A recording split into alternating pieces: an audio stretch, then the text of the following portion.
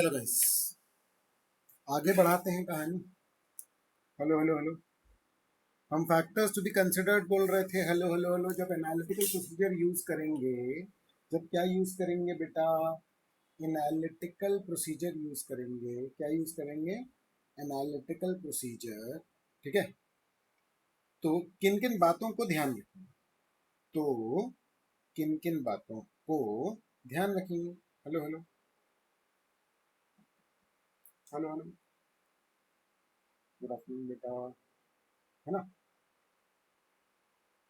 Good afternoon बेटा। तो बताओ किन किन बातों को ध्यान रखेंगे अपन?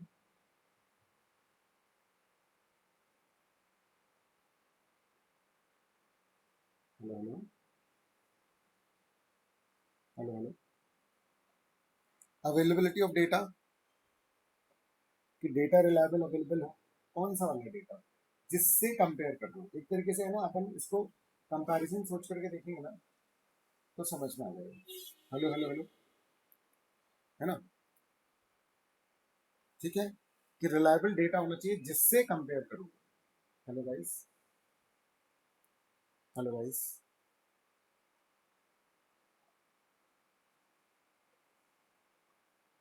Guys guys guys guys. है ना? और उसके बाद फिर डिसएग्रीगेशन बताया था क्या? क्यों गाइस? है ना? हाँ, ठीक है। और फिर तीसरा क्या था? Account type. कि कुछ पर्टिकुलर अकाउंट टाइप ऐसे होते हैं कि अपन क्या कर सकते हैं, उसमें सब्सटैंटिव एनालिटिकल प्रोसीजर लगा सकते हैं जो प्रिडिक्टेबल होता है। और बहुत सारे ऐसे होते हैं जिन पर भी नहीं लगा सकते हैं। ठीक है। हम्म। अरे बेटा कल दिया था ना पूरा। हम्म, अपन फिर से वही। चलो ठीक है। रेंट वाले हैं जैसे, उनको प्रिडिक्ट कर सकते हो। रिपेयर्स जो है उसको प्रिडिक्ट नहीं कर सकते हो। ठीक है। कि हाँ हाँ, मतलब है ना, कि एसेट्स और लायबिलिटीज का तो अपन कर सकते हैं, लेकिन वो नहीं कर सकते हैं इनकम स्टेटमेंट का कर सकते हैं। फिर क्या था?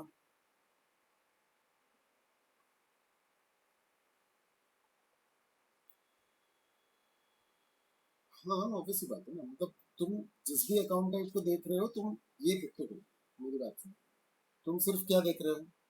Factors to be considered for substantive audit procedure. इस फैक्टर को कंसिडर कर लेना कि अकाउंट टाइप क्या है। मेरी बात समझ रहे हो मैं क्या बोल रहा हूँ? है ना?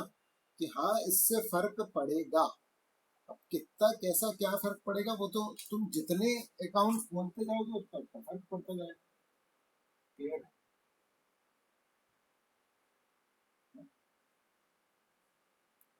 Example, you can analyze data given source.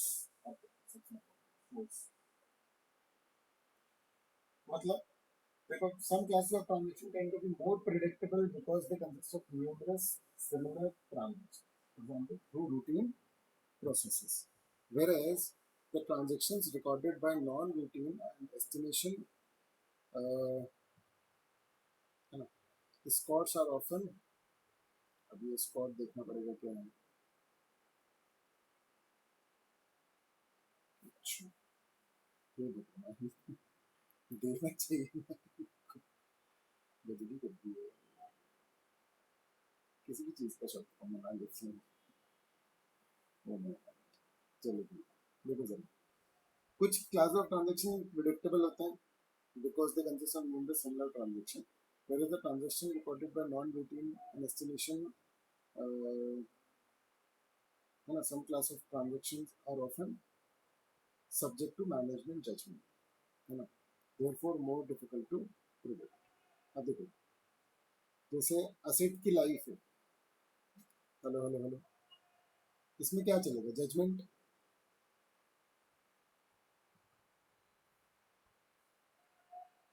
Hello hello. बाकी प्रैक्टिकली तो इस पॉइंट को पूरा गलत तरीके से हम लोगों ने एक्सप्लेन किया है बेटा। सोर्स एक्चुअली ये होता है कि आप कहाँ से डेटा लेकर के आ रहे हैं, समझ आ रही है बात? ठीक है ना? तो सोर्स ऑफ कंपैरिजन होता है टेक्निकली। पहले मैं आपको रियल बता देता हूँ, इसका रियल एक्चुअली क्या है कि जब आप एनालिटिकल प्रोसीजर लगा रहे हो तो ये पॉइंट ना इससे रिलेट करता है अवेलेबिलिटी ऑफ डेटा, अवेलेबल जिस सोर्स से कंपेयर कर रहे हो वो रिलायबल होना चाहिए। यहाँ पर मेन पॉइंट है कि source should be reliable. Source क्या है आपका, ये इम्पोर्टेंट। मतलब जैसे आप मान लो सिमिलर इंडस्ट्री से कंपैरिजन कर रहे हैं, hello hello hello guys, analytical procedure में क्या करते हैं, कंपैरिजन करते हैं। तो सिमिलर एंटिटी से अगर कंपैरिजन कर रहे हो तो जो दूसरी एंटिटी उसका डेटा तो सही हो, आपका जो बजट हो वो रियलिस्टिक हो, आपका जो बजट हो वो क्या हो, रियलिस्टिक हो। Hello hello. तो आप जिस डेटा से कंपेयर कर रहे हो, समझ आ रहा है, उसका जो सोर्स है वो रिलायबल होना चाहिए। ये रियल मीनिंग है इसका। आप अपन ये पढ़ लेते हैं जो इम्पोर्टेंट है। इन्होंने बोला कि भैया कुछ क्लास ऑफ ट्रांजेक्शन को ज्यादा प्रिडिक्टेबल होते हैं क्योंकि उसमें सेम सेम ट्रांजेक्शन होते हैं, लेकिन कुछ कह रहे हैं नॉन रूटीन होते हैं। जैसे कि मान लो for example management judgement, management judgement का भी एग्जांपल अपन ले सकते हैं, प्रोविजन फॉर डाउटफुल डेट्स या तो फिर कोई भी हो। तो वो कह रहे हैं कि भैया देखो कुछ अकाउंट ऐसे होते हैं जो प्रिडिक्टेबल होते हैं, जैसे कि रेंट, अगेन वही बात है, समझ अकाउंट टाइप की बात हो गई है, ठीक है ना। और कुछ जो है वो क्या होते हैं, नॉन रूटीन होते हैं। तो नॉन रूटीन क्या होंगे, प्रिडिक्टेबल नहीं होंगे। वन टाइम खर्चा, इस साल पहली बार मैंने कोई खर्चा किया तो उसकी तो प्रिडिक्टेबिलिटी का सवाल ही नहीं। हेलो हेलो हेलो, ठीक है। तो उसकी जो हेडिंग सोर्स है वो बिल्कुल गलत है। हेलो हेलो हेलो, ये कायदे से क्या होना चाहिए, अकाउंट टाइप का ही एक्सप्लेनेशन है, अकाउंट टाइप का ही फर्दर एक्सप्लेनेशन। हेलो, हाँ बोलो, क्या बोल रहे हो?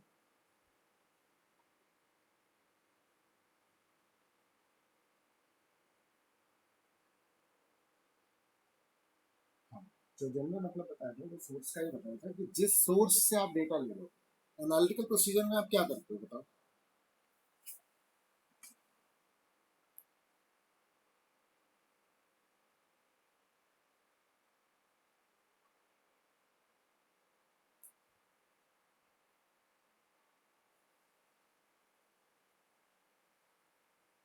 मैं अपना सवाल ही पूछा, क्या बोला था मैंने? क्या पूछा था मैंने? अ, हाँ, मैं सोर्स का बता रहा था, एनालिटिकल प्रोसीजर कैसे लगाते हैं एक तरीके से। तो अपन उससे लगाते हैं ना कि पिछले साल से कंपेयर कर लिया, सिमिलर इंडस्ट्री से कंपेयर कर लिया, है ना। Hello hello. तो अगर मैं सिमिलर इंडस्ट्री का देख करके अपना प्रिडिक्ट करूं कि भैया इनका तो रेंट इतना है, तुम्हारा रेंट इतना क्यों नहीं है, समझ में आ रहा है, या इनकी परचेसेस सेल्स का रेशियो इतना है, आपकी परचेस सेल्स का रेशियो इतना क्यों नहीं है। Hello hello hello. तो जरूरी थोड़ी मेरा गलत हो, उसका भी तो गलत हो सकता है, समझिए।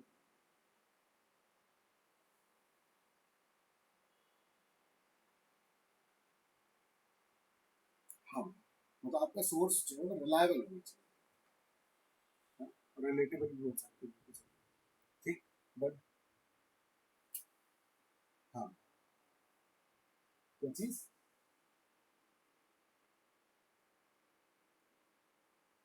एक एक वर्ड को तो मैं वैसे नहीं समझता हूँ। एस्टिमेशन स्पॉट मतलब सिमिलर क्लास ऑफ ट्रांजेक्शन, ठीक है ना,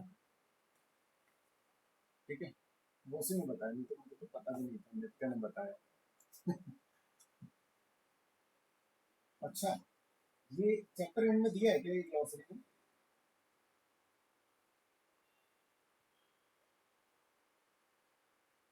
अच्छा, ओके, चलो चलो सही है। ठीक है बेटा, guys. Hello hello hello hello, है ना। चलो आगे देखते हैं, है ना। प्रिडिक्टेबिलिटी, प्रिडिक्टेबिलिटी मतलब प्रिडिक्टेबल हो तभी तो एनालिटिकल लगाओगे, प्रिडिक्टेबल है तो ही एनालिटिकल लगेगा. Substantive analytical procedure are more appropriate when an account or balance or relationship between the items and data are predictable. Predictable नहीं है तो आप कैसे लगाओगे, मतलब समझ रहे हो ना. ठीक है, जिसका आप अंदाजा लगा सकते हो उसी में, क्योंकि एनालिटिकल का मतलब ही क्या है, अंदाजा लगाना. समझ में आ रहा है. तो जिसमें अंदाजा ही नहीं लगा सकते तो वो तो कहानी खत्म हो गई. हेलो हेलो हेलो गाइस, बताओ. Hello hello guys, hello guys, मेरी आवाज आ रही है? हाँ, ठीक है. जिसके घर में बिल्कुल शांति वानी है तो वो माइक ऑन करके ही रख लो, कोई दिक्कत नहीं है ना. ठीक है. तो प्रिडिक्टेबिलिटी हो गई. Example, between sales and cost of sales और between trade receivables and cash receipts. ये जो है ना, ये चीजें क्या है, ऑलरेडी रिलेटेड है. मतलब समझना रहे, इनका रेशियो जो है वो इन जनरल बदलता नहीं है ना. तो कह रहा है सब्सटैंटिव एनालिटिकल प्रोसीजर जो है वो ज्यादा अप्रोप्रिएट रहेंगे अगर जो रिलेशनशिप है वो प्रिडिक्टेबल होता है. जैसे सेल परचेज का मैंने बताया आपको, इट इज ऑलवेज प्रिडिक्टेबल. ठीक है बेटा, है ना. चलो फिर देखो.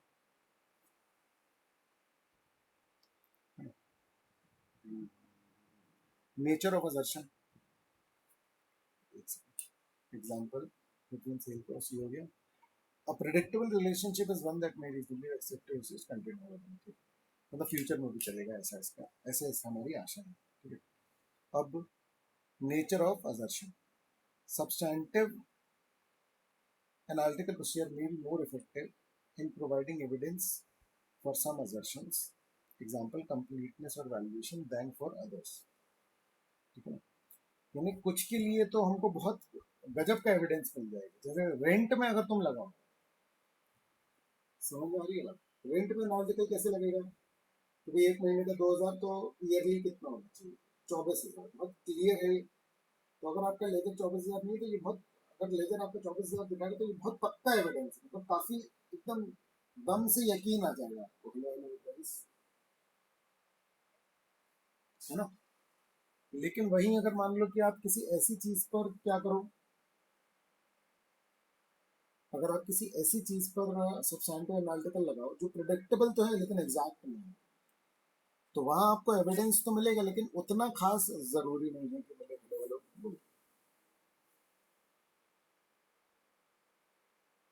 क्लियर है ये बात, है ना. ठीक है, फिर क्या बोल रहे हैं. Predictive analytical procedures using data analytics can be used to address completeness, valuation, sorry, used to address completeness, valuation, measurement and occurrence. ठीक है ना. कंप्लीटनेस के लिए तो बेटा इस असर्शन के लिए एनालिटिकल्स इज बेस्ट.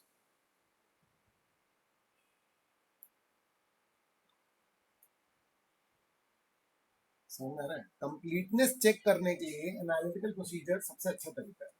कंप्लीटनेस असर्शन का क्या मतलब होता है,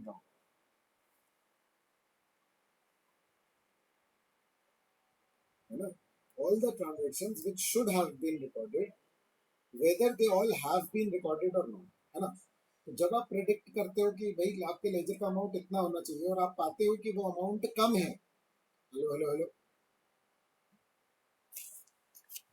है ना. जब आप प्रेडिक्ट करते हो कि भैया ये अमाउंट तो इतना होना चाहिए लेकिन वो अमाउंट निकलता है कम, हेलो हेलो हेलो, तो क्या करोगे, क्या करोगे, क्या करोगे, और चेक करोगे ना. कंप्लीटनेस मतलब अंदाजा लगाओगे कि भैया क्या है, आप आइडेंटिफाई तो करोगे कि भाई इसी पर्टिकुलर लेजर में कंप्लीटनेस की प्रॉब्लम है. गाइस समझ में आया मैंने क्या बताया.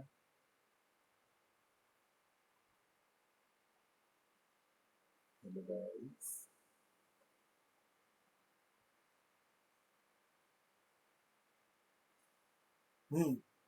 रिकॉर्ड ही नहीं किया. कंप्लीटनेस असर्शन का मतलब क्या, कि सारी एंट्री रिकॉर्ड नहीं किए हैं.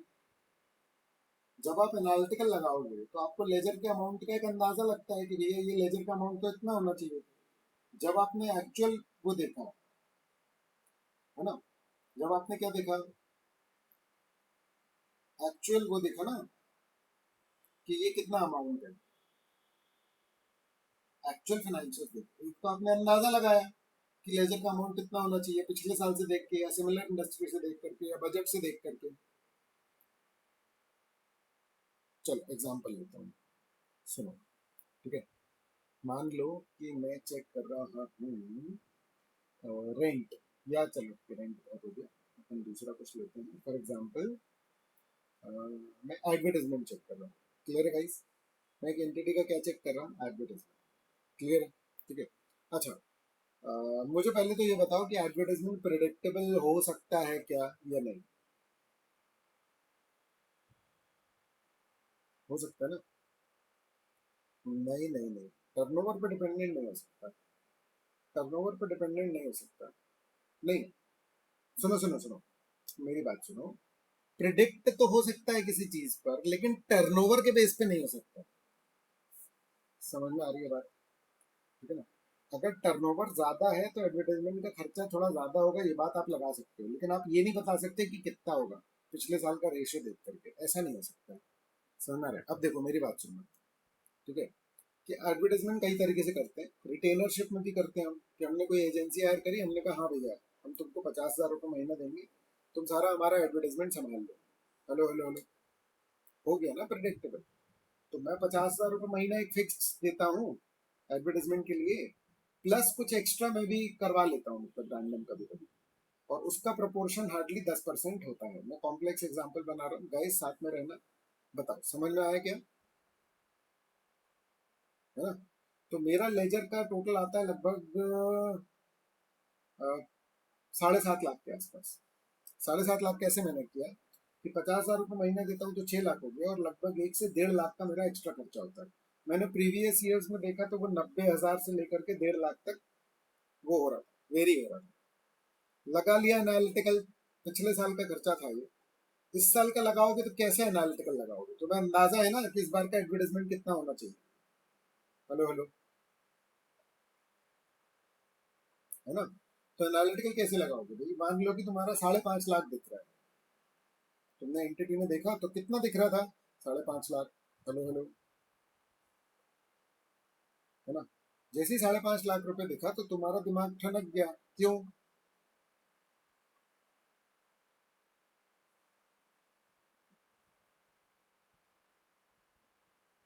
ऐसा तो खैर बहुत ही अनयूजुअल हो गया। मेनली क्या है कि भाई एक महीने का रिकॉर्ड करना रह गया हो, कुछ महीनों का हो सकता है, कई महीनों का रिकॉर्ड करना रह गया हो, समझ में आ रहा है? उसी की एंट्री ना हो रही हो, और, है ना, नॉर्मली इसी का रिकॉर्ड रह जाएगा, तो बहुत ही सारी ना रह जाएंगी तो फिर तो मैं तो पूरे अकाउंट्स पे चेक करने लग जाऊंगा, रिस्क असेसमेंट ही वो करना पड़ेगा।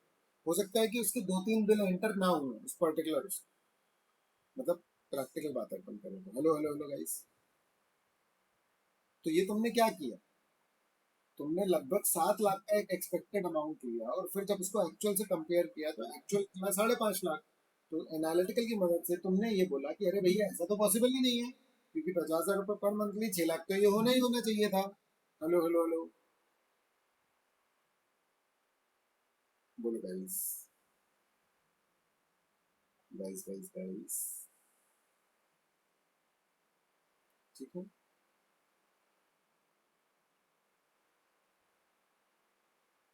मेरी बात सुनो, मैं एग्जांपल चेंज करती हूँ क्या?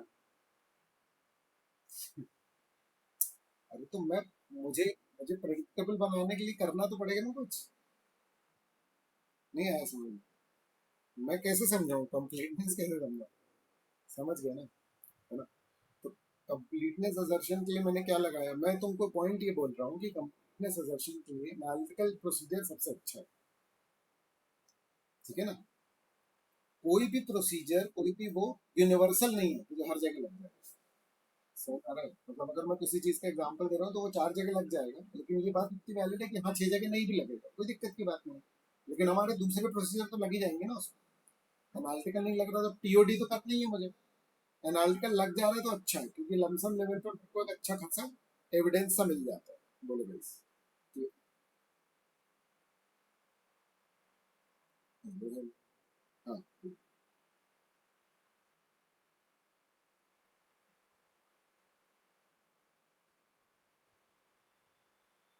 बिल्कुल। देखो, मेरी बात समझो, कोई हार्ड एंड फास्ट रूल नहीं है, हम लॉ नहीं पढ़ रहे हैं, इस बात को समझो। आपको चीजें सिखाई जा रही है, बताई नहीं जा रही है। आप इस बात को समझ रहे हो मैंने क्या बोला? आपको चीजें सिखाई जा रही हैं ऑडिट में, लॉ में आपको चीजें बताई जा रही है, समझ आ रहा है? ऑडिट में आपको चीजें सिखाई जा रही है, इसका अंतर समझो, समझ आ रहा है? लॉ में हम जो पढ़ते हैं कि ये प्रोसीजर है तो यही प्रोसीजर है, समझ आ रहा है? और कुछ नहीं। ऑडिट में हम जब बोल रहे हैं तो हम बोल रहे हैं देखो ऐसा भी कर सकते हो, ये एक प्रोसीजर है, करना है यूज करो, नहीं करना मत करो। यहाँ यहाँ ये लग सकता है, ये वाला लगाओगे तो ज्यादा अच्छा रहेगा, और ये अकेला नहीं है, जो लगाना है लगाओ। समझ में आ रहा है ऑडिट कैसे चल रहा है? पॉइंट समझे मैंने क्या बोला एग्जैक्टली, है ना? तो मेरा पॉइंट ये है कि भाई तुम किसी भी पर्टिकुलर बिजनेस की बात करोगे तो हर बिजनेस यूनिक है, अगर तुम ऑडिट के पॉइंट ऑफ व्यू देखोगे। जब तुम अंडरस्टैंडिंग ऑफ बिजनेस लोगे, तुम्हारे हो सकता है कि बिल्कुल यूनिक तरह